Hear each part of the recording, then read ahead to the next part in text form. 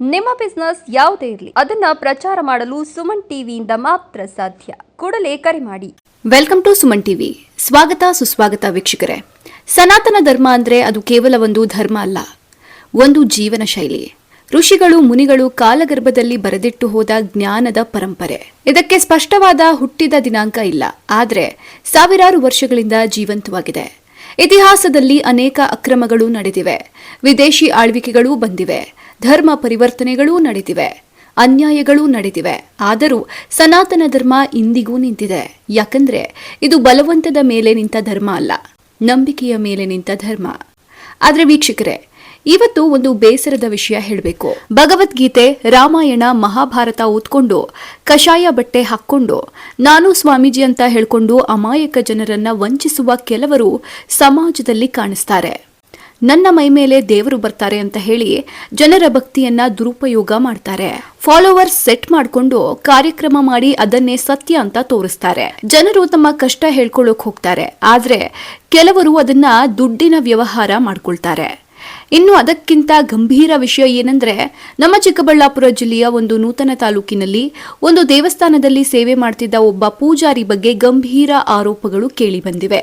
ದೇವರು ನನ್ನ ಮೈ ಮೇಲೆ ಬರ್ತಾರೆ ಅಂತ ಹೇಳ್ಕೊಂಡು ಹಳ್ಳಿ ಜನರ ನಂಬಿಕೆಯನ್ನ ದುರುಪಯೋಗ ಮಾಡಿಕೊಂಡಿದ್ದಾನೆ ಎನ್ನುವ ಆರೋಪ. ಮಹಿಳೆಯರ ಮೇಲೆ ಅಸಭ್ಯ ವರ್ತನೆ ಮಾಡಿದನೆಂಬ ವಿಡಿಯೋಗಳು ಸಾಮಾಜಿಕ ಜಾಲತಾಣಗಳಲ್ಲಿ ವೈರಲ್ ಆಗಿವೆ.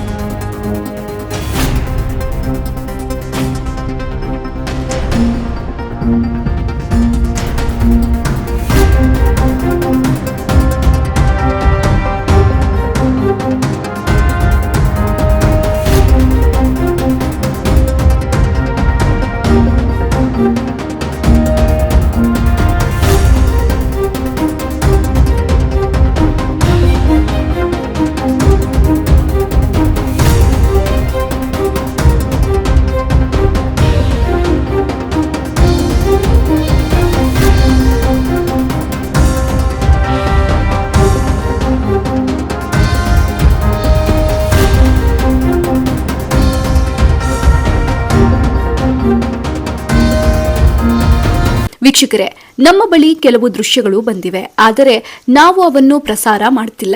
ಯಾಕಂದ್ರೆ ತಪ್ಪು ಮಾಡಿದವನ ಕುಟುಂಬಕ್ಕೆ ಅವಮಾನ ಆಗೋದು ನಮಗೆ ಇಷ್ಟ ಇಲ್ಲ. ನಮ್ಮ ಉದ್ದೇಶ ವ್ಯಕ್ತಿಯ ಅವಮಾನ ಅಲ್ಲ, ಸಮಾಜಕ್ಕೆ ಎಚ್ಚರಿಕೆ ಕೊಡೋದು. ಒಂದು ಮಾತು ನೆನ್ಪಿಟ್ಕೊಳ್ಳಿ, ದೇವರ ಜೊತೆ ಮಾತನಾಡೋಕೆ ಮಧ್ಯವರ್ತಿ ಬೇಕಾಗಿಲ್ಲ. ನಿಷ್ಠೆಯಿಂದ ಮನೆಯಲ್ಲಿ ಕೂತು ಪ್ರಾರ್ಥನೆ ಮಾಡಿದ್ರೂ ದೇವರು ಕೇಳ್ತಾನೆ.